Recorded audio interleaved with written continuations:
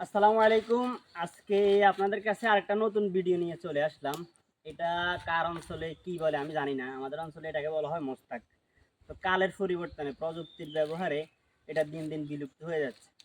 তো এটা একটা কিন্তু কাঁচামাল। মানে আমরা যে পোশাক শিল্প তৈরি করতে যেরকম সুতা কাঁচামাল হিসেবে ব্যবহার করা হয়, আমাদের দেশে আমাদের গ্রাম অঞ্চলে বা বিভিন্ন অনেক অঞ্চলে এগুলা ব্যবহৃত হয়।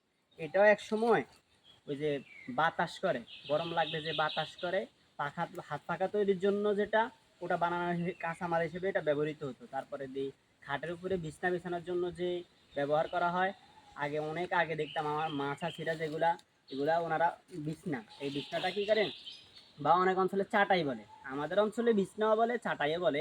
তো এগুলো তৈরি করতে এই কাঁচামাল ব্যবহৃত, এটা হচ্ছে মোস্তাক, আমাদের অঞ্চলে এটাকে মোস্তাক বলা হয়।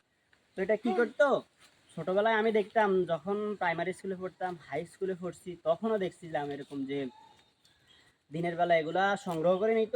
সংগ্রহ করার পরে এগুলোকে প্রথমত কি করতো, দুই তিন ভাগ করে নিত।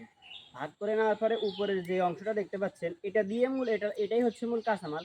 ভিতরে নরম একটা অংশ থাকে, ওই অংশটা ফেলে দিয়ে উপরের অংশটাকে দিয়ে চাটাই বানানো হইতো, বা ওই যে হাত পাকা যেটা ওটা বানানো হইতো। তো এগুলা যখন সংগ্রহ করে নিত, প্রথমে শুকাইতো, এরপরে আবার সিদ্ধ করে আবার এটার উপরের অংশ দুই তিন ভাগে নেওয়া যাইতো। উপরের একদম উপরের অংশ যেটা, এটা দিয়ে পাতলা যে মানে অংশটা পাওয়া যাইতো, ওটা দিয়ে যে চাটাই বা হাত পাকা বানাতো ওটা খুব সুন্দর হইতো। আর ভিতরে আরেকটা অংশ আছে, এই অংশ দিয়ে যেটা বানাইতো ওটা মোটা হইতো, ওটা মানে ক্যারি করতে সমস্যা হইতো। তো এখন বর্তমানে মানে এগুলার ব্যবহার নাই বললেই চলে। কারণ বর্তমানে এগুলা বাজারে বিভিন্ন ছাঁটাই, ওই যে প্লাস্টিকের ইয়ে দিয়ে বানানো ওই ছাঁটাইগুলো পাওয়া যায় বিদায় এগুলার ব্যবহার এখন নাই।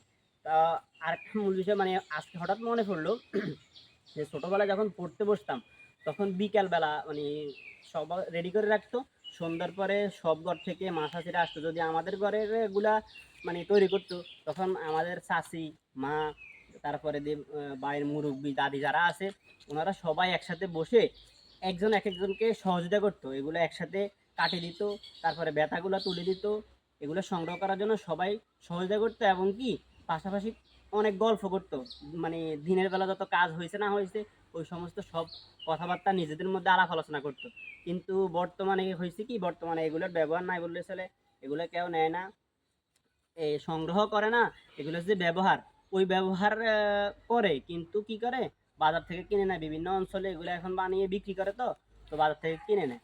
আর যে মানে সবাই একসাথে বসে যে কথা বলতো ওইটাই বেশি আনন্দ ছিল। আমরা ঘরে পড়তাম, পড়ার পাশাপাশি আমরা বাইরে থেকে শুনতাম যে ওনারা কথা বলতেছে, অনেক আনন্দ বিনন্দ করতেছে। কিন্তু এগুলোর ব্যবহার নাই।